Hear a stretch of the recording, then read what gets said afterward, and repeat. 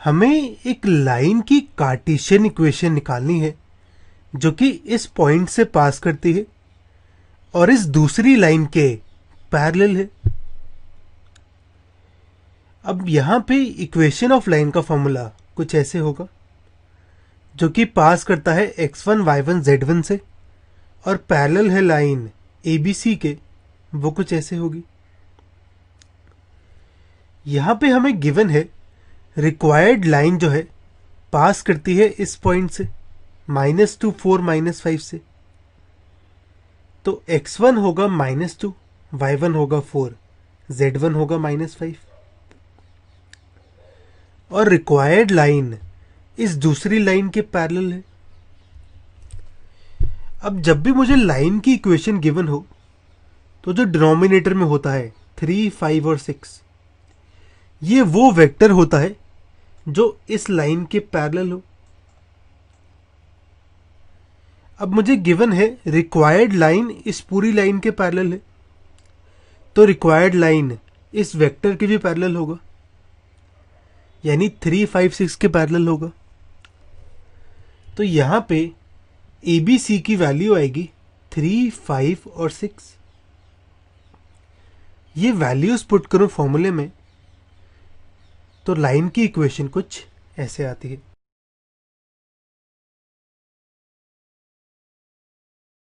हमें एक लाइन की कार्टेशियन इक्वेशन गिवन है, इसे वेक्टर में कन्वर्ट करना है। मेरी इक्वेशन कुछ ऐसे है। सबसे पहले मैं इसे x minus x1 by A, y minus y1 by B, z minus z1 by C की फॉर्म में लिखता हूं। तो इस y प्लस 4 को लिखता हूं y माइनस ऑफ -4। फिर इससे कंपेयर करूं तो x1 की वैल्यू 5 होगी, y1 होगा -4, z1 होगा 6, a होगा 3, b होगा 7, c होगा 2। अब यहां पे x1 y1 z1 होगा वो पॉइंट जिससे लाइन पास करती है और a b c है डायरेक्शन कोसाइंस उस लाइन के, सॉरी उस वेक्टर के जो कि इस लाइन के पैरेलल है। तो मेरी लाइन पास करती है एक पॉइंट से और पैरेलल है एक वेक्टर के। तो इक्वेशन कुछ ऐसे होगी, जहां पे a होता है मेरा पोजीशन वेक्टर उस पॉइंट का। पॉइंट था मेरा x1 y1 z1, तो पोजीशन वेक्टर होगा x1i y1j z1 के, तो कुछ ऐसे आएगा। और वेक्टर b है पैरेलल लाइन, जो कि लाइन के पैरेलल है वेक्टर, तो b होगा ai plus bj plus c के, ये कुछ ऐसे आएगा। तो मेरी वेक्टर इक्वेशन कुछ ऐसे आ गई।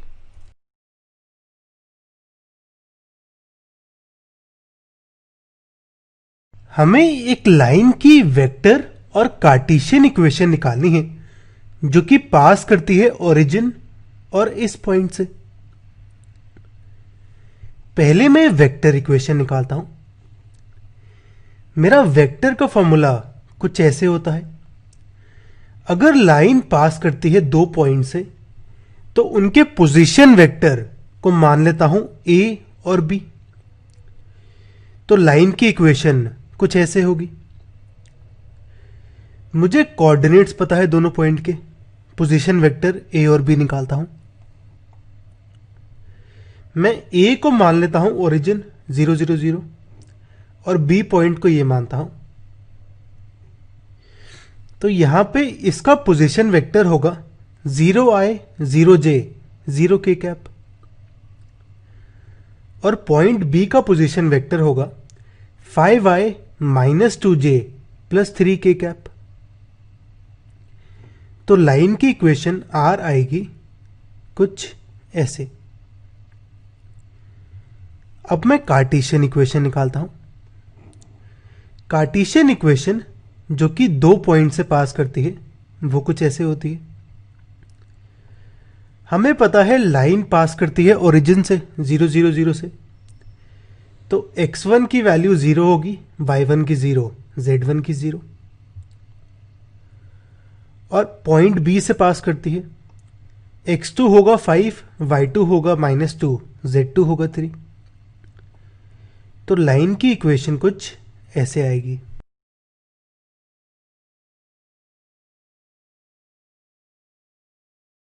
हमें एक लाइन की वेक्टर और कार्टेशियन इक्वेशन निकालनी है जो कि इन दोनों पॉइंट से पास करती है। मैं पहले वेक्टर इक्वेशन निकालता हूं। वेक्टर इक्वेशन का फॉर्मूला कुछ ऐसे है, जहां पे ए और बी है इन दोनों पॉइंट्स के पोजीशन वेक्टर्स।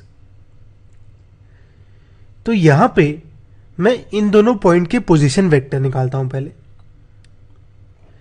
इस पॉइंट को मैं ए मानता हूं, तो इसका पोजीशन वेक्टर होगा 3i - 2j -5 के। और इस पॉइंट को मैं बी मानता हूं, तो इसका पोजीशन वेक्टर होगा 3i - 2j +6 के। अब मैं ए और बी की वैल्यू इस फॉर्मूले में पुट करता हूं, तो लाइन की इक्वेशन कुछ ऐसे आती है। अब मैं कार्टेशियन इक्वेशन निकालूंगा। कार्टेशियन इक्वेशन का फॉर्मूला कुछ ऐसे है, जहां पे ए और बी वो दो पॉइंट हैं जिससे लाइन पास करती है। मुझे पता है लाइन पास करती है 3 - 2 -5 से, तो x1 होगा 3, y1 होगा -2, z1 होगा -5। और लाइन पास करती है पॉइंट बी से 3 - 2 6 से, तो x2 होगा 3, y2 -2, z2 6। तो लाइन की इक्वेशन कुछ ऐसे आती है, ये कुछ ऐसे आएगा।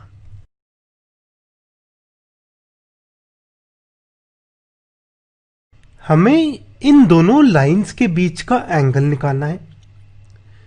लाइंस हमें वेक्टर फॉर्म में गिवन है, तो मेरा फॉर्मूला कुछ ऐसे होता है। अगर लाइंस हैं a1 + λ_b1, a2 + μ_b2, तो एंगल कुछ ऐसे आएगा। मैं यहां पे a1 b1 और a2 b2 निकालता हूं। पहली लाइन है मेरी ये, तो a1 होगा मेरा ये वाली चीज, और b1 होगा लैम्डा से मल्टीप्लाइड नंबर, यानी ये।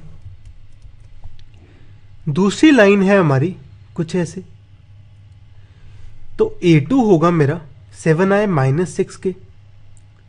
क्योंकि j की टर्म नहीं है, मैं यहां पे 0 × j ऐड कर देता हूं,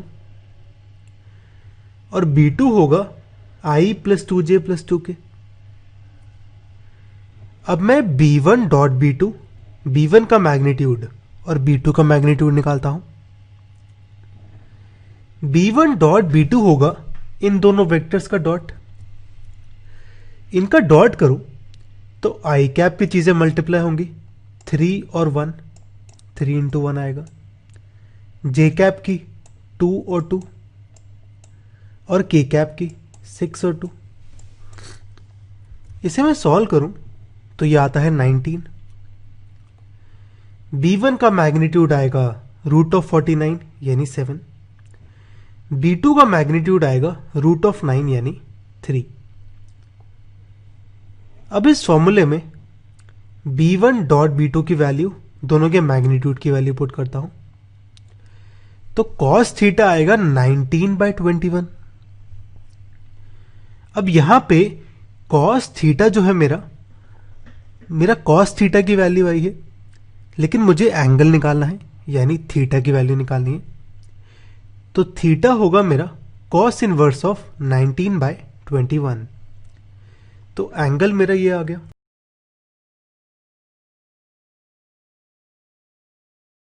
हमें इन दोनों लाइंस के बीच का एंगल निकालना है। दोनों लाइंस वेक्टर इक्वेशन में गिवन है, तो फॉर्मूला कुछ ऐसे होगा। अगर लाइन है a1 + λ_b1, a2 + μ_b2, तो फॉर्मूला कुछ ऐसे आएगा। मैं यहां पे A1 B1 A2 B2 निकालता हूं। पहली लाइन है मेरी ये वाली, तो A1 होगा 3i plus j minus 2k और B1 होगा i minus j minus 2k। दूसरी लाइन है मेरी ये वाली, तो A2 होगा मेरा ये और B2 होगा ये। अब मैं B1 डॉट B2 निकालता हूं। B1 और B2 का मैग्नीट्यूड निकालता हूं। फॉर्मूले में पुट करके थीटा की वैल्यू निकालता हूं। B1 डॉट B2 होगा इन दोनों वेक्टर्स का डॉट। डॉट में आई कैप की चीजें मल्टीप्लाई होती हैं 1 और 3, जे कैप की -1 -5 और के कैप की -2 -4 -4 आएगा यहां पे, तो ये आएगा 16। B1 का मैग्नीट्यूड आएगा √6, B2 का आएगा 25 इंटू 2 का रूट यानी 5√2। वैल्यूज पुट करूं फॉर्मूले में तो ये कुछ ऐसे आता है। अब √6 को मैं लिखता हूं √3 इंटू √2, एक ही बात है। ये हमने इसलिए किया क्योंकि √2 और √2 मल्टीप्लाई होके 2 आ जाएगा। 2 और 16 कैंसिल होगा, 8 बचेगा। तो थीटा आएगा, सॉरी कॉस थीटा आएगा 8/5√3। तो थीटा होगा कॉस इनवर्स ऑफ 8/5√3। तो एंगल मेरा ये आ गया।